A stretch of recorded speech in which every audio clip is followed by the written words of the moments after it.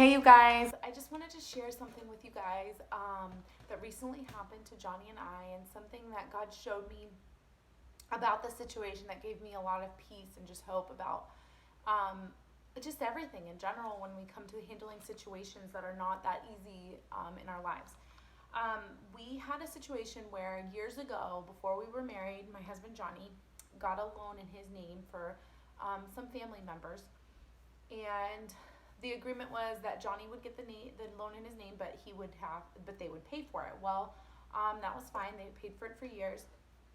But a couple years ago, um, we had a situation where we had to stand up for the truth with these family members, and they didn't like it, so we had to have some separation. And because of that, I believe, in a way, persecuting us for standing up for truth, they stopped paying that loan. Well, at the time, we didn't have the money to pay the loan, and so we just let it go. Let me tell you, everything, our credit has always been perfect. We haven't missed on any payments. We were always really doing really good financially in the sense of paying everything on time, paying it all, and so it was a really big thing for us to let it go, but we let it go.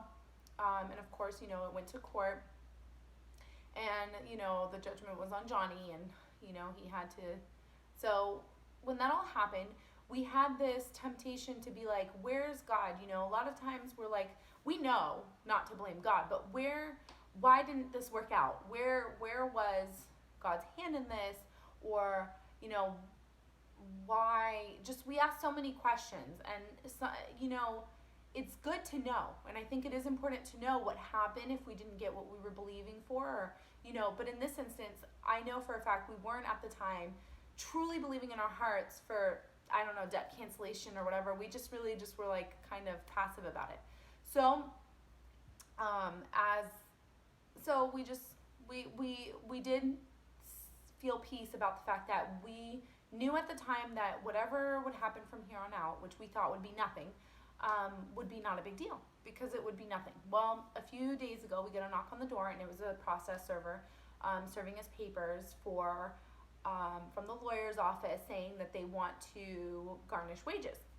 For most, or I should say for anybody, including myself, usually the way we handle it is to stress out, to start feeling anxious. What's going to happen? We don't know what's going to happen in the future.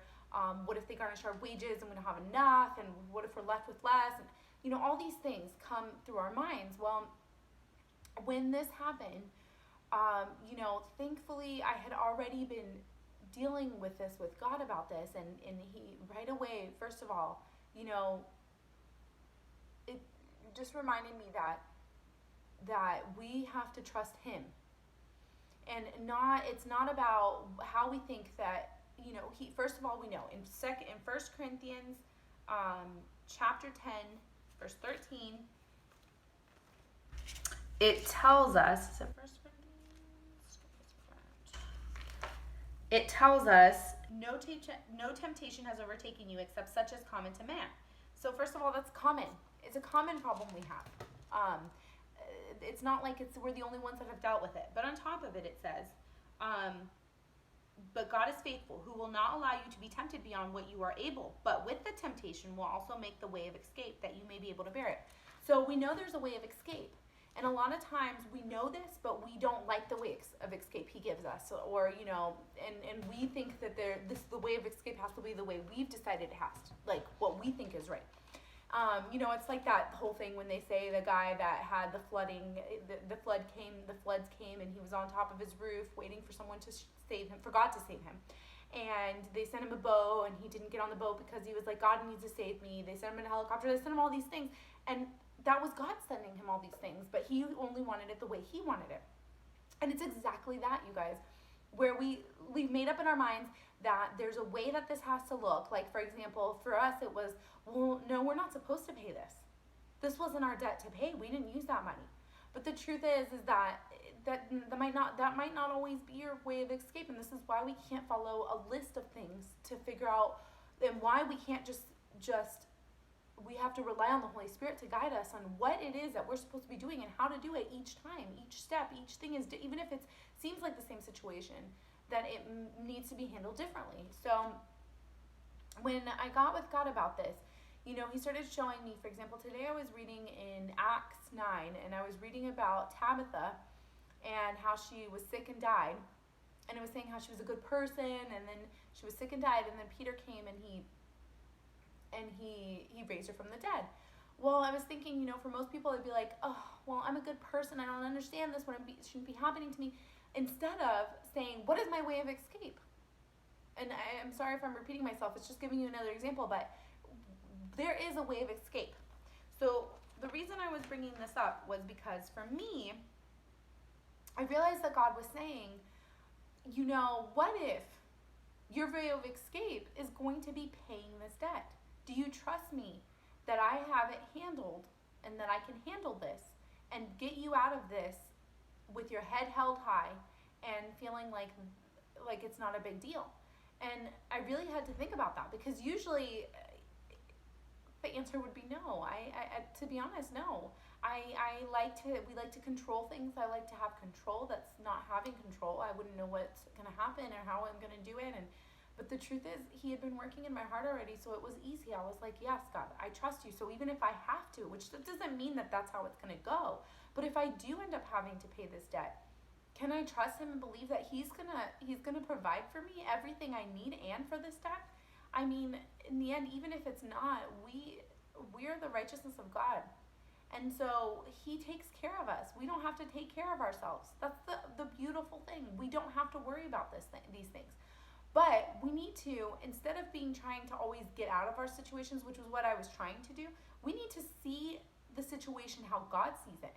And that's where he was reminding me of the story of Elisha with the king of Israel. He kept telling the king of Syria was going to start a war with the king of Israel and was trying to harm them. And Elisha kept telling them where they would be and all this stuff. And so when the king of Syria found out that it was Elisha, he was like, let's go after him, let's go kill him. We don't need him telling the king of Israel what we're doing. So they went after him. And in 2 Kings 6,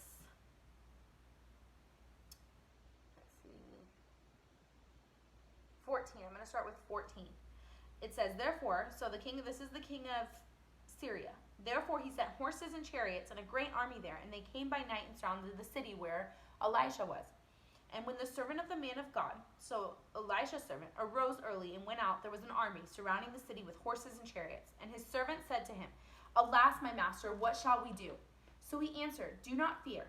This is what Elisha's answer is. Do not fear. And God tells us that all the time, do not fear, but we have such an issue with this. If he's telling us this, it's because we can do it. He wouldn't tell us something we can't do.